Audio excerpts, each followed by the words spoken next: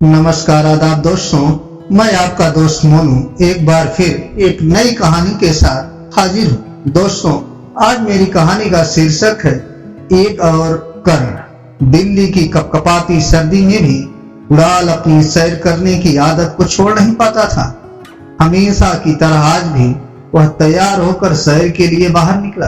दरवाजा खोलते ही शीत लहरी उसके पूरे बदन को कपकपा गई, लेकिन वह तो जैसे उसे मुकाबला करने को तैयार था। उसने अपने गर्म कपड़े और टोपी को ठीक कर लान में लगे पौधों पर नजर डाली। कुछ अधखिले फूल कलियों से बाहर इस प्रकार झांक रहे थे जैसे मुस्कुराकर उसका स्वागत कर रहे हों। उन्हें देखकर कुणाल के चेहरे पर ही मुस्कुराहट दौड़ पड़ी। घड़ी पर निगाह डाली, सुबह के 5 बज रहे थे और लान पार कर जैसे ही मेन गेट खोला, उसके पांव ठिठक गए। गेट के पास ही कपड़ों में लिपटा एक नवजात पड़ा था। बच्चे को देख कुणाल घबरा गया। आसपास निगाह डाली, कहीं कोई दिखाई नहीं दिया। उसे कुछ सूझा नहीं कि क्या करे। वह हड़बड़ी में वापस अपने घर में भाग माँ, पिताजी और पत्नी को उठा लाया। उसकी माँ बिमला तुरंत बच्चे को गोद में उठाकर घर में ले आई। उन्होंने देखा कि बच्चे के शरीर में कोई हरकत नहीं है, पर उसकी सांस हल्की हल्की चल रही है। इधर कुणाल की पत्नी सॉल रूम हीटर के साथ थोड़ा सा दूध भी गर्म करके ले आई। बिमला जी ने सरसों तेल गर्म करके बच्चे के तलवे और छाती पर मलना शुरू किया। थोड़ी देर में बच्चे को गर्माहट मिली तो वह अपनी आंखें खोलने का प्रयास करने लगा।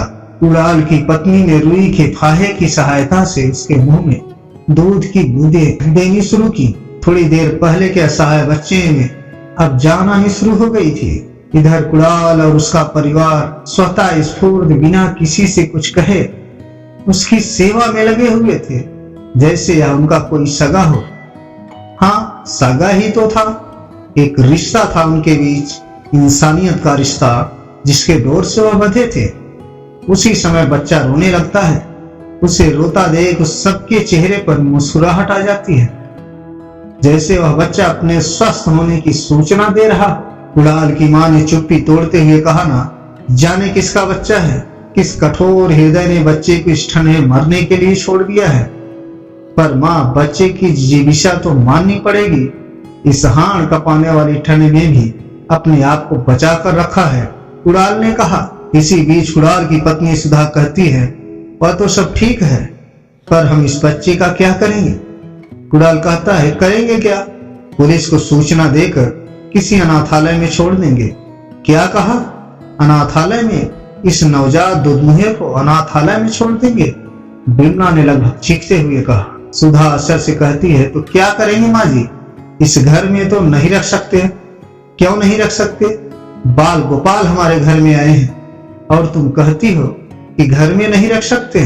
बिमला ने सुधा को काटते हुए कहा, माँ जी, यह सब ठीक है, मुझे भी इस बच्चे से सहानुभूति है, पर ऐसे किसी की को भी से तुम्हारा क्या मतलब है? बिमला की आवाज थोड़ी तल्ख सी हो गई थी। सुधा ने अपने सास को समझाते हुए कहा, माँ, प्रैक्टिकल होकर सोचिए। भावावेश में कोई ऐसा काम ना करें जिससे हमें बाद में पछताना पड़े। कुणाल अपनी पत्नी का पक्ष लेते हुए कहा, सुधा ठीक कर रही है माँ, हम कोई समाज सुधारक तो है नहीं कि राह चलते किसी भी लावारिस बच्चे की जिम्मेदारी ले ले। लावारिस शब्द सुनते ही बिमला को जैसे करंट का झटका लगा। कुणाल एक बार लावारिस कह दिया है, दोबारा इस शब्द का प्रयोग मत करना, वरना मैं बर्दाश्त नहीं कर पाऊंगी।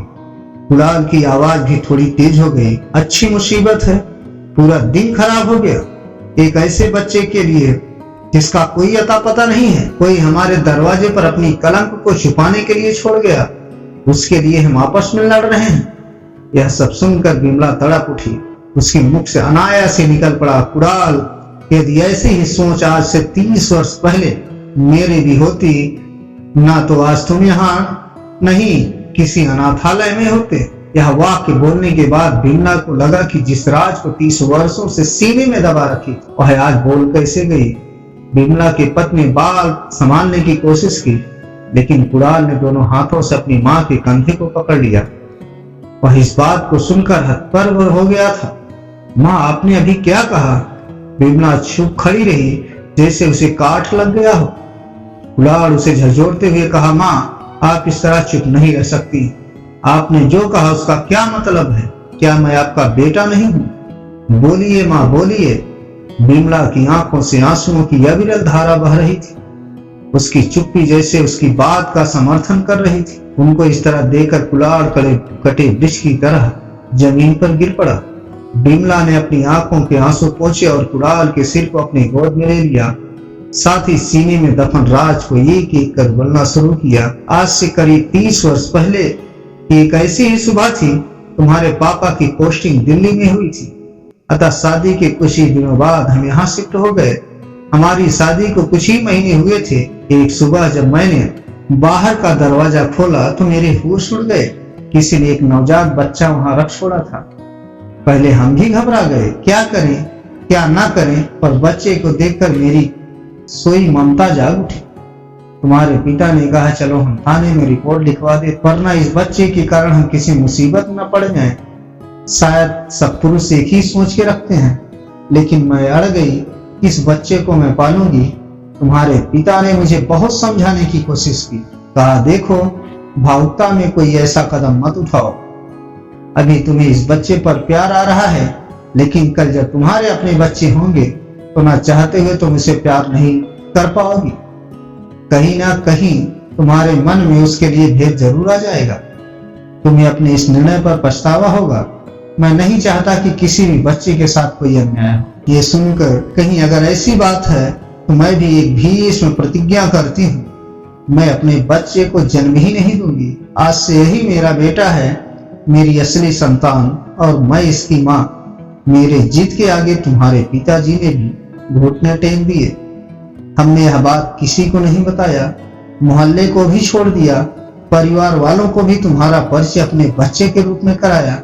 मैं अपनी प्रतिज्ञा पर हमेशा कायम रही और मेरे मन में कभी ख्याल ही नहीं आया कि तुम मेरे बच्चे नहीं। तुम्हारे पिता ने भी मेरे वचन का मान रखा, लेकिन इस बच्चे के कारण आज सारे भेद से पर्दा उठ गया। कुणाल और उसकी पत्नी सुधा दम साधे अपनी माँ की सारी बात सुनते रहे। चारों ओर सन्नाटा पसर गया।